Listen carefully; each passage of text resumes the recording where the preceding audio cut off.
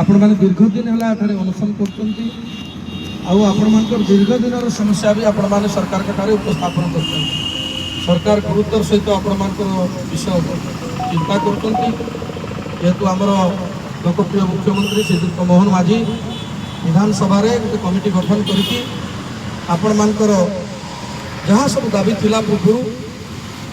से गोटे कमिटी गठन कर कमिटी रिपोर्ट दाखल कर सारी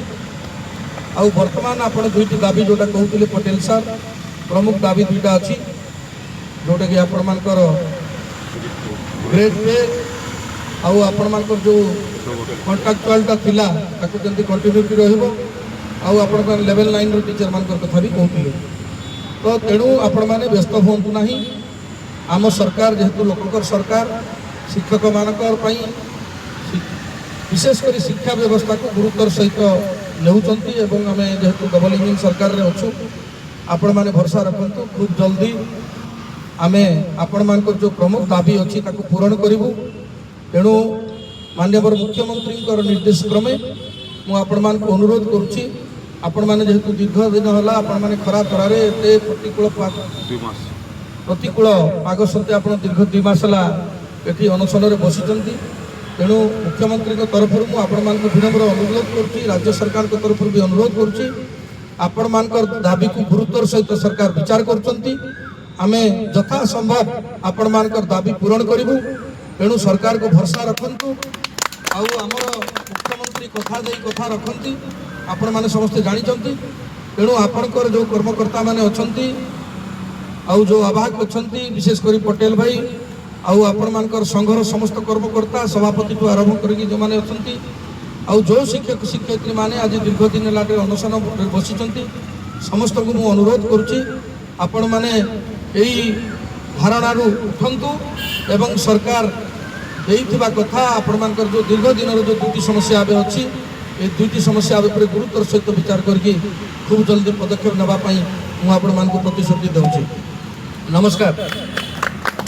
सरोज भाई की जिंदाबाद, सरोज भाई जिंदाबाद, सरोज भाई जिंदाबाद। आपण माने जेतु शिक्षक आपण मानकर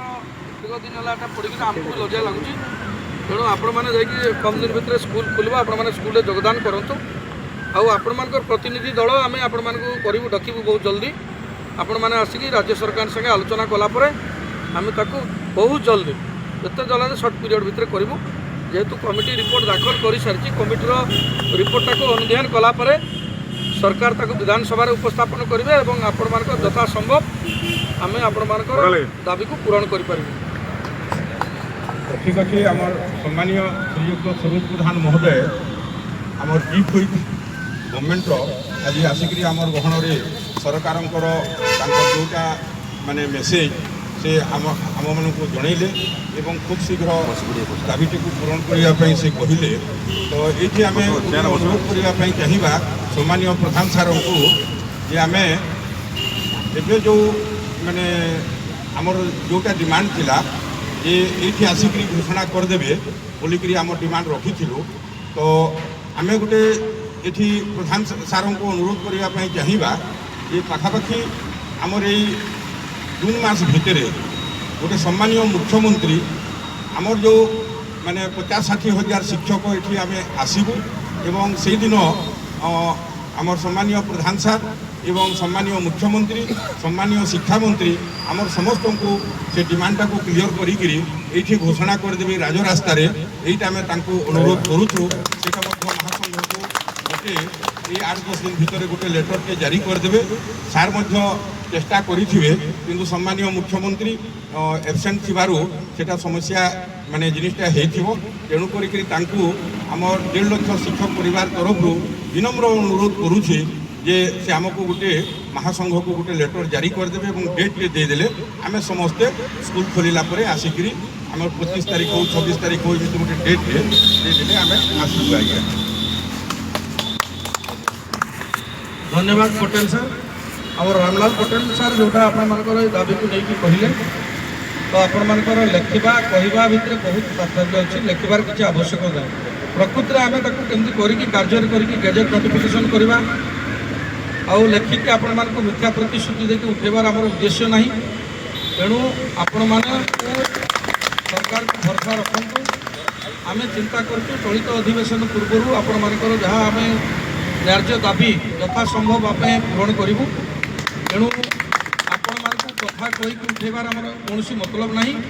कि आपण को मिथ्या प्रतिश्रुति देकी 2 लाइन लेखिकी पूर्व जमी होता देवार कौन आवश्यकता ना तेणु आपण दीर्घ वर्ष धरिकी आपण मानकर न्याय्य दाबी थिला 24 वर्ष पूर्व सरकार तो किसी करें ना बोल आपण मैंने सरकार को बदलेले आपण जगन्नाथ वर्ष आज ओडिशा सरकार परिवर्तन होती तेणु ये कौन प्रकार सन्देह नहीं आपण मैंने आमको भरोसा रखु राज्य सरकार आपण मानकर विषय आपण मानकर समस्या गुरुतर सहित चिंता करुच्ची